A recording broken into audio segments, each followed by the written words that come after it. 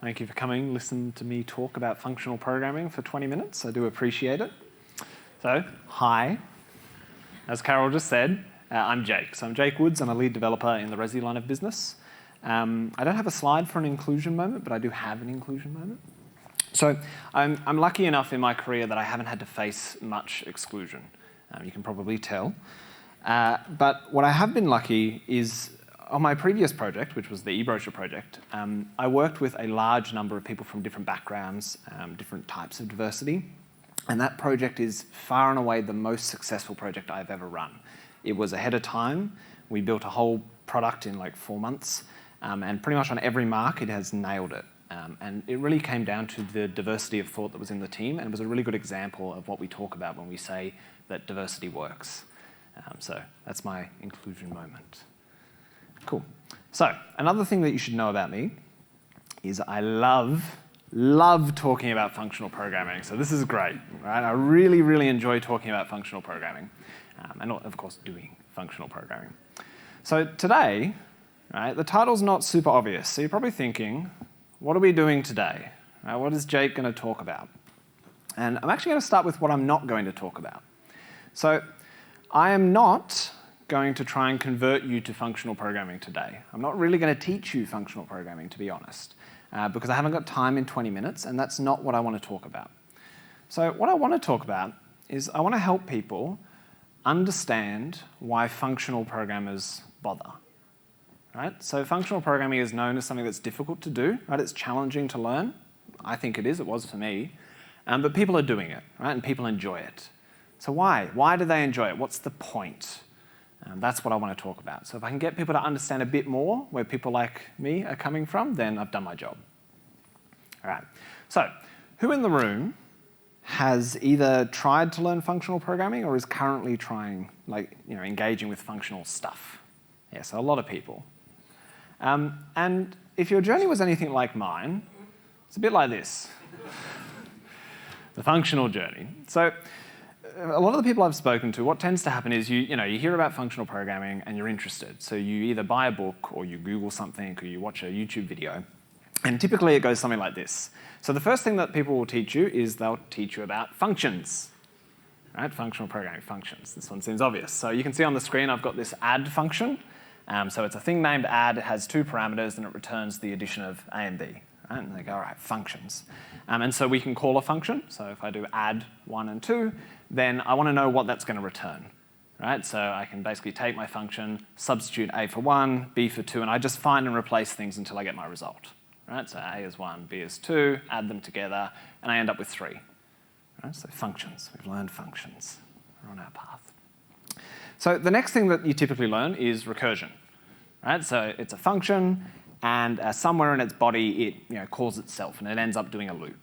And you spend a bit of time with it, and it's a bit tricky, and you go, okay, recursion, cool, I'm becoming functional. And then you get a bit more advanced. Maybe you learn something like currying, which is where you can have like a function where you only give it some of its arguments, and then you give it the rest of the arguments later. And you go on, and then maybe you do something like list processing, where you take a list and you map over it, and you add some stuff. And you go, okay, cool. We're functional now. This is excellent. So then you go back to your desk. Right? You go back to work. And you go, all right, well, we're a company, so it's time to make some money. And everyone knows the way that you make money is with a function. Obviously. Now, of course, when we make money, we need to use a database. Right? So we connect to the database, maybe. These things are pretty finicky. And, you get the money out of the database. And then, is there enough money? No, we're a business. There's never enough money. And then maybe you have like a for loop, and you go through. And if there's enough money, then you set the thing, and you blah, blah, blah. We know there's enough money. And then you go, all right, well, is there enough money? And some business thing, and you check the global variable, and then you do the thing with AWS. Right? This is what we do.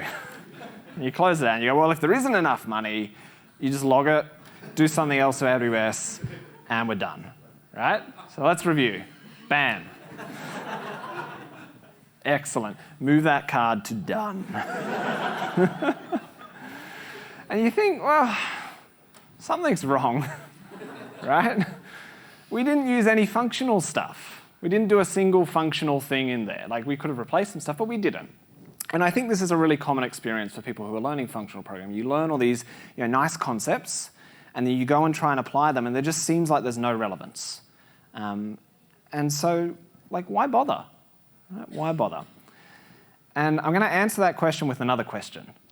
So, why do you bother with what you do today? Right? So I imagine everyone in the room is either is a developer or has worked with developers. And you will know that developers have a lot of opinions about how things should be done, right? We have very strong reasoning. We're like, we really want this thing to work this way. And so you have to ask yourself, well, what makes a program good? Right? How do you judge that something is good? And how do you judge if a paradigm is good, if it's something that's worth using?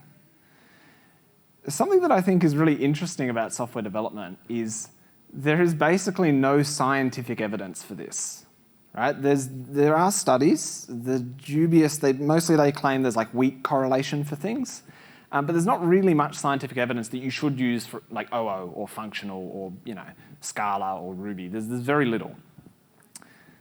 But we have strong opinions, strong opinions about what we should do.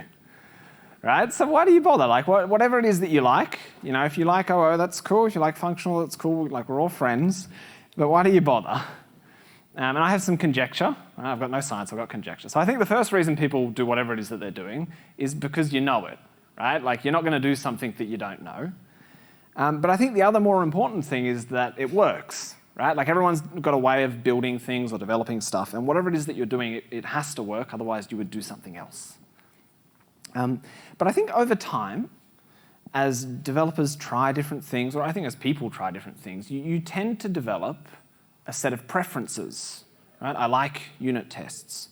I don't like big integration tests. I like objects, or I like functions, or I don't like goto. Right? So we have all these things that embed in our consciousness as we gain experience. And eventually, I find it develops into a philosophy, right? A philosophy of constructing programs. And so good programs are ones that have a coherent philosophy, right? It doesn't have to be the right philosophy because there is no right philosophy, but they have to be coherent. And this is where I think functional programming comes in. Right? So what about functional programming? So unfortunately, I can't say that functional programming is morally better. I'd love to. I'd love to be like, no, it's better, you all got to switch. But I can't because there's no scientific evidence. But what I can say is that it's a philosophy, right? So it's a different philosophy to one that many would be familiar with. It's a different way of thinking about and organizing code and programs. So the core sentence of this philosophy is we should program with functions, right? So if you think about the dominant paradigms today, so something like OO, just as a comparison, so the core sentence in OO is we should program with objects, right?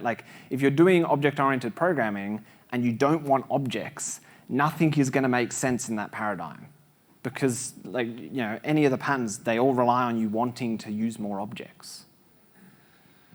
So the other thing about functional programming is we say program with functions, but it's not any function, right? It's an exclusive club.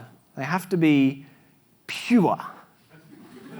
Pure, right? This is very judgmental language. It's very moralistic. And so a functional programmer, we think pure functions are God's gift to the mortal world. This is the dogma that you have to accept for functional programming to make sense.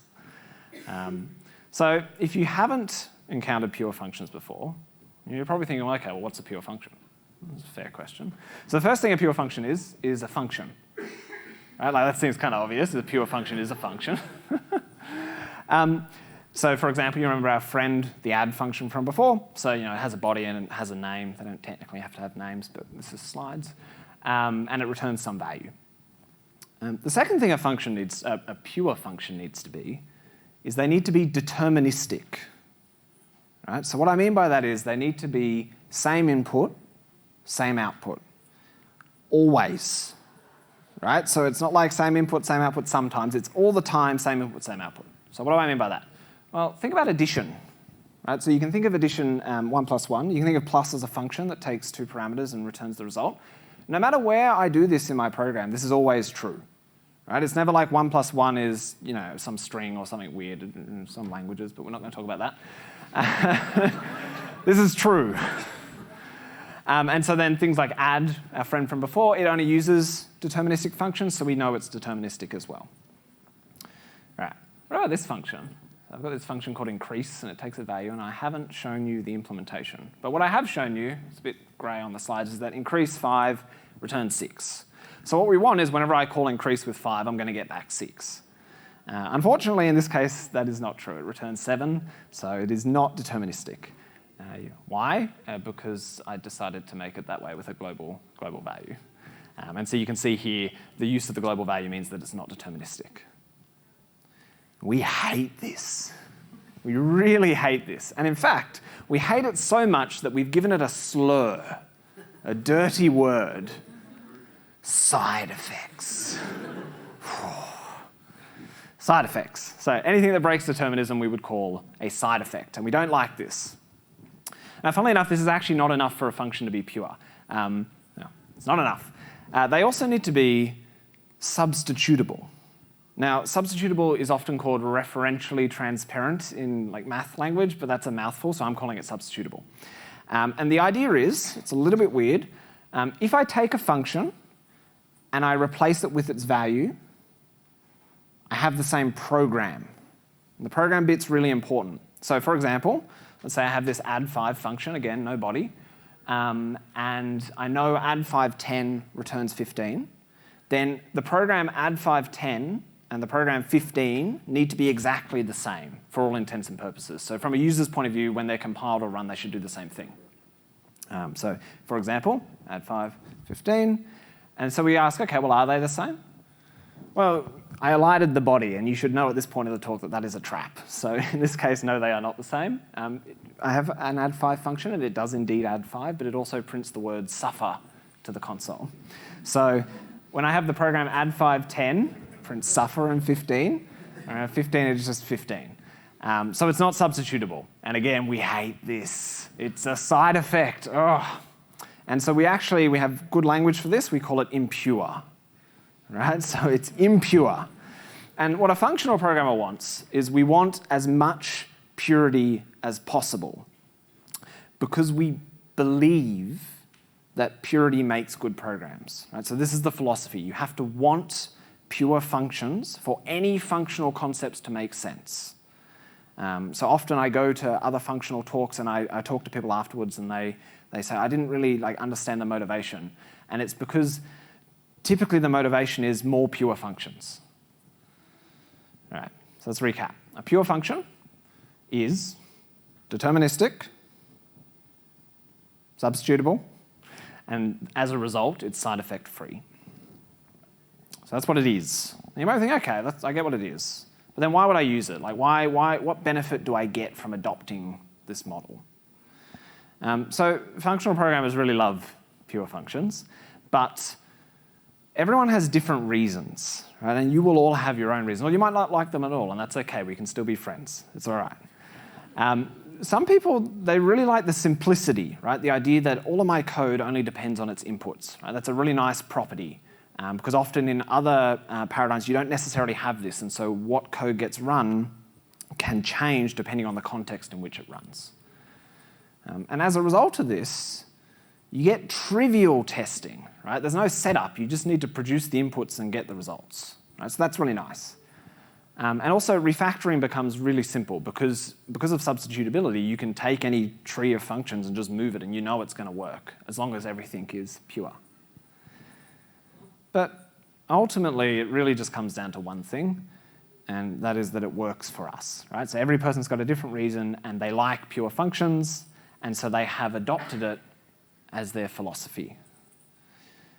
And functional programming only makes sense if you want pure functions, but it's up to you to decide if you want them. Like I said before, I can't tell you that you should have them. I have no evidence. I just know it's working for me. Right, so now I'm sure I've sold everyone, right? So it's like, all right, this is great. But what's the catch, right? There's always a catch. Well, unfortunately, lots of useful things are side effects. For example, mutability. Basically, all mutability is a side effect. Not everything, but almost everything. So you can't use that. Random numbers, those are out. Time, can't use time anymore. No talking to the database. No talking to the network. No talking to any external processes. No doing anything with the user. And, of course, doing anything at all. No more of that. We're out. So now you're probably thinking, well, OK, well, that was a waste of time. Just wait. Wait. Don't leave. You do need some impurity, right? So a program that is entirely pure can't do anything, and as a result is useless, right? So you need some. But what functional programming wants to do is minimize the amount of impurity, right? So we go from a program with impurity all over the place, and we want to bring it all together and shrink it so we have as small an amount as possible. And so you go, OK, that sounds great. How? Well, functional techniques. Right? So the ones with the scary names. Right? So everyone, I'm not going to say the main one yet because that's coming up. Like functor or applicative or type classes or whatever. So each of those techniques, they solve a real problem. Right? And that problem is that they help us work with pure functions. But that's only going to be useful if you want pure functions. So for example, this is my favorite slide coming up. Monad. Monad. Everyone's favorite functional buzzword. So what a monad does at its core is it lets you express dependent pure functions. So I can take like A, B, and C, and I can say B depends on A and C depends on B. And often I get the question, well, is this useful? Like, why would I use this? Well, it is, but only if you're using pure functions. So if you're not in a context where you want to compose pure functions, then monad and pretty much every other functional technique is going to be useless to you. Right. I've just told you how hard and useless it can be. But here's the good news. So you're thinking, all right, well, what about me? All right, I'm interested, maybe. How can I get started? Well, the good news is that it's actually not an all or nothing proposition. Right? So you don't have to start with all of the really hard stuff. A lot of people, when they ask me how they should learn functional programming, they go straight into type class theory, or they start learning really in-depth Haskell. You don't have to do that. You can if you want. It's fun, but you don't have to. What you can do, take something you're already working on, a program or a system, and just try and make a bit of it pure. Right? Try and make it more deterministic or a bit more substitutable. Just give it a go, right? And see how it makes you feel. Right? Because this programming stuff is all about how you feel. It's not about science because we've got no evidence. So see how you feel, and then once you get comfortable or stuck, come talk to the functional community, right? Come to the FP Guild channel, come to the Guild itself, come bug me. I don't mind. You can reach out to me on Slack. I'll answer any question or refer you to someone who can, because we are always willing to help, and it's a lot of fun, right? If you want to program with pure functions, it's a lot of fun. All right, let's wrap it up. So, functional programming is challenging. It is challenging. Why do we bother? Because we love pure functions. That's it. Thanks for listening.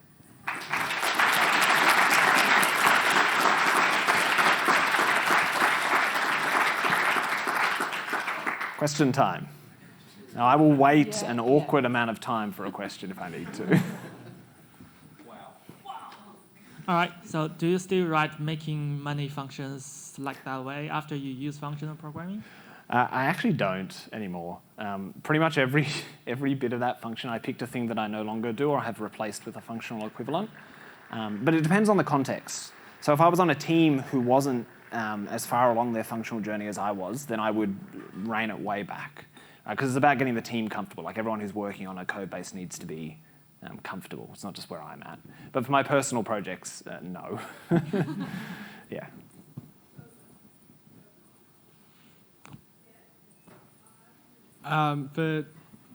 Is this working? Oh, so just out of curiosity, for someone who's such a big functional programming advocate, what would you do in situations where you have to do things like connect to a database? So we actually have a bunch of techniques to make this really nice. The basic idea, I'm not going to go into detail because that's its own talk, is connecting to a database is impure, but describing that you want to connect to a database is pure and referentially transparent. And so functional programs tend to be a program that computes what you want to do, and then you impure bit actually does it. And it turns out that's actually a lot easier to test, and it really nicely isolates the side effects. But I can't go into much more detail than that. If you're really curious, come chat to me afterwards, or there'll probably be a talk about it at the FP Guild later. It's always coming up. If you want to Google something, it's called the interpreter pattern. And if you're using like Scala, you can Google something like tagless final. Thank you. Can we mix object-oriented and functional programming together? I don't personally. So something, this was a longer talk where I talked about this a bit more. So I found that OO and functional are not necessarily incompatible, but a lot of the things that OO wants to do and a lot of the things that functional wants to do are kind of philosophically a bit tricky.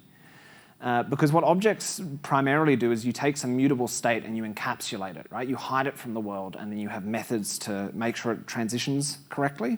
Whereas with functional, we want to make everything immutable because immutable things are substitutable. And so when things are immutable, suddenly that type of encapsulation doesn't make a lot of sense. And so what you end up, you kind of stop finding a use for objects in heavily functional code. That doesn't mean you can't use them. Particularly in Scala, it's sometimes nicer to express things with object syntax, but it tends to be like pure objects almost. So personally, I don't tend to mix the styles anymore unless there's a code base that's already doing it, and then I would just keep doing what that code base is doing. Does that make sense? Do you mean you won't have class anymore, or just not inheritance and objects? No inheritance at all. But there's still classes, right? Yeah, but they're classes that are really just used to hold pure functions because you have to do that in Scala. Yeah. But you can definitely start there, I should say, as well. Okay, throw it back to you.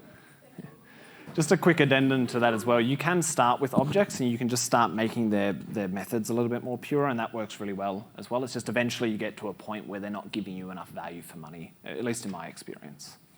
One more question. I was just wondering, how would you go about learning functional paradigm over like a specific language syntax? Yeah, it's tricky because the documentation is actually not that good. The way I did it was actually to force myself to learn Haskell.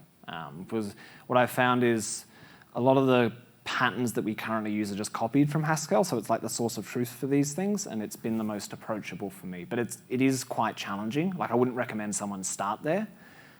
What I've done with my teams is generally we wait until we hit a problem, and we have someone on call who knows what they're doing, or it's me if I'm doing it directly. And then when we hit that problem, we go, okay, I've seen this problem before. Now here's the functional technique in context. And that really helps because functional stuff tends to be a lot more abstract. And so without context, it's really hard to learn. And yeah, that's generally how I've done it. But it depends on your goals. So that's why I have to have in the slides, reach out to the FP community, because depending on what you want to do, the answer will be very different. Yeah. Cool. We have to conclude this session. I think Jake gave us a very good presentation. So thank you, Jake.